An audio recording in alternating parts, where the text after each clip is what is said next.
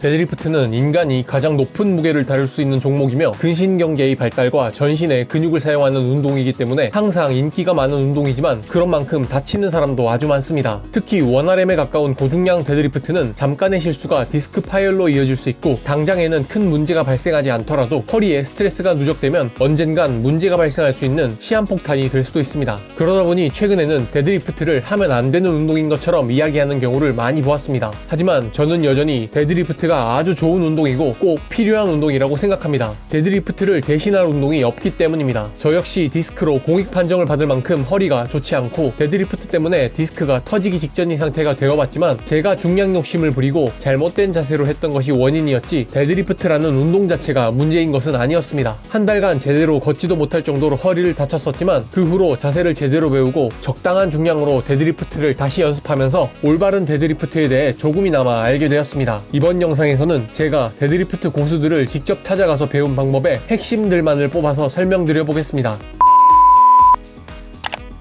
데드리프트에서 허리를 보호하고 최대한의 힘을 발휘하려면 올바른 호흡법이 필수입니다. 잘못된 호흡을 하면 허리가 구부러지거나 코어가 무너져 부상의 위험이 커집니다. 허리를 보호하는 핵심은 복압을 높여서 척추를 안정적으로 고정하는 것입니다. 이를 위해 브레이싱 호흡법을 사용합니다. 브레이싱이란 단순히 배를 집어넣는 것이 아니라 배 전체를 부풀려 내부 압력을 높이고 코어를 단단하게 만드는 것입니다. 방법은 다음과 같습니다. 바벨을 잡기 전에 코로 깊게 숨을 들이마십니다. 숨을 들이마신 후 배를 부풀려 복부의 앞, 옆, 뒤를 모두 팽창시킵니다. 이 상태로 바벨을 들어올리는데 숨을 멈춘 채로 복압이 유지되어야 합니다. 숨을 참는 것이 힘들다면 리프팅 초반 70%에서 80%까지는 참았다가 천천히 내쉬는 것도 괜찮습니다. 바벨을 완전히 들어올린 후 서서히 숨을 내쉬면 됩니다. 바벨을 내릴 때 급하게 숨을 뱉지 말고 천천히 조절하며 배에 힘을 유지하는 것이 중요합니다. 만약 배를 앞, 옆, 뒤로 팽창시키는 감을 잡지 못한다면 벨트를 활용하여 복압을 강화하는 방법이 있습니다. 벨트가 허리를 단단히 조여주는 것이 아니라 내가 복압을 사용하여 벨트를 밀어낸다는 생각으로 복부를 팽창시키면 됩니다.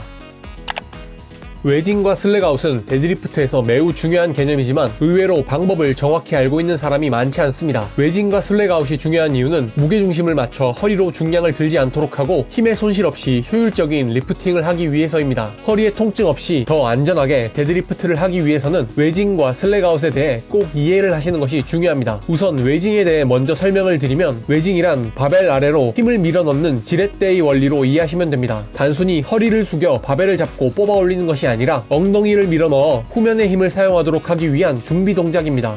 제대로 된 웨징을 위해 바벨이 아닌 내 몸을 바닥에서 밀어올리는 느낌을 잡는 것이 중요합니다. 바벨이 몸에서 멀어지지 않도록 적절히 광배근이 긴장되고 둔근과 햄스트링을 단단히 조여 폭발적인 힘 전달을 위한 준비 상태가 되어야 합니다. 둔근과 햄스트링, 광배근의 텐션이 풀려 바벨과 몸이 따로 노는 느낌이 들면 안정적인 준비 자세가 나올 수 없습니다.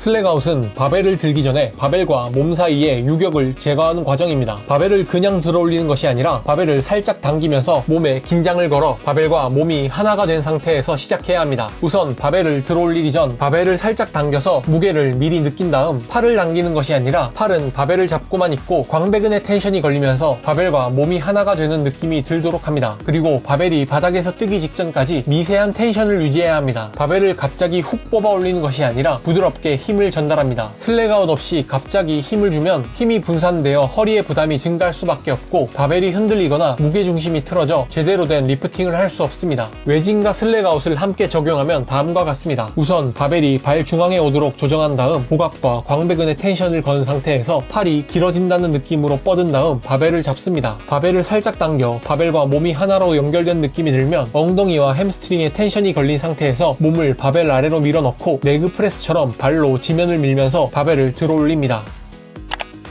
데드리프트에서 하체를 활용하는 방식은 많은 사람들이 간과하는 핵심 요소입니다. 많은 초보자들이 바벨을 당기는 느낌으로 데드리프트를 수행하는데 사실상 데드리프트는 당기는 동작이 아니라 바닥을 밀어내는 동작으로 접근해야 합니다. 바닥을 밀어내야 대퇴사두근과 둔근, 햄스트링이 최대로 개입하여 효율적인 힘 전달이 가능해집니다. 데드리프트에서 가장 어려운 구간은 바닥에서 처음 바벨을 들어 올리는 구간인데 이때 강하게 다리 힘으로 지면을 밀어내야 허리 부담 없이 바벨을 뽑아 올릴 수 있습니다. 팔과 등으로 바벨을 당기려고 하면 허리에 불필요한 힘이 들어가게 되기 때문입니다. 발바닥을 바닥에 뿌리 내리듯이 접지하고 발 전체에 체중을 실어야 합니다. 바벨이 움직이기 전부터 하체에 긴장감을 유지한 상태에서 슬랙아웃과 동시에 바닥을 밀어내면서 외징으로 엉덩이를 밀어넣습니다. 허리를 먼저 펴려는 느낌이 아니라 지면을 발로 밀어서 엉덩이를 집어넣어 몸을 세운다는 느낌으로 바벨을 들어올리는 것입니다.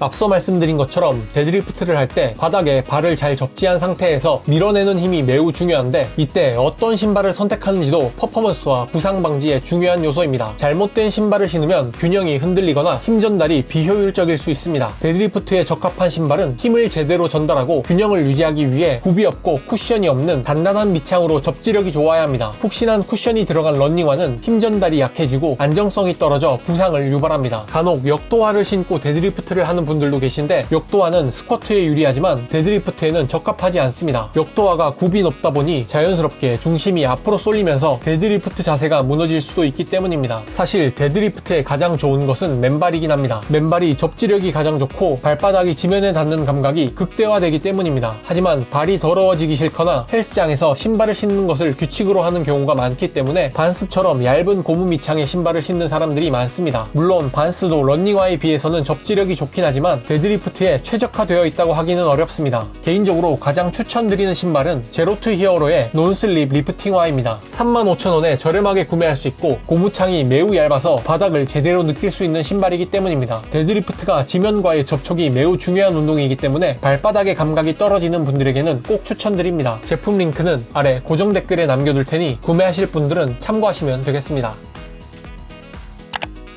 데드리프트를 할 때 팔을 길게 늘어뜨리라는 조언을 많이 듣게 되는데, 이 말의 핵심은 팔의 역할을 최소화하고 하체와 등이 최대한 힘을 발휘할 수 있도록 하는 것입니다. 팔을 길게 늘어뜨리지 않으면 불필요한 힘이 들어가거나 부상 위험이 커질 수 있습니다. 데드리프트에서 팔은 바벨을 들어올리는 근육이 아니라 단순히 바벨을 잡아주는 역할을 해야 합니다. 팔을 길게 늘어뜨리면 상체가 자연스럽게 중립 상태를 유지하면서 불필요한 긴장을 줄일 수 있습니다. 이때 바벨이 몸에 가깝게 붙으면서 최소한의 에너지로 리프팅이 가능하도록 합니다. 이 상태에서 리프팅을 해야 올바르게 힘이 전달되고 하체의 힘을 사용할 수 있게 되는 것입니다. 우선 바벨을 잡은 후 팔의 힘은 빼고 자연스럽게 늘어뜨립니다. 팔꿈치가 약간 펴지는 느낌이 아니라 완전히 펴서 늘어진 상태를 유지해야 합니다. 이 상태에서 팔로 바벨을 들어올리는 것이 아니라 하체의 힘으로 몸을 세우면서 바벨이 따라오게끔 데드리프트가 진행되어야 합니다. 팔은 바벨을 당기는 것이 아니라 단순히 걸어두는 훅 역할을 해야 합니다.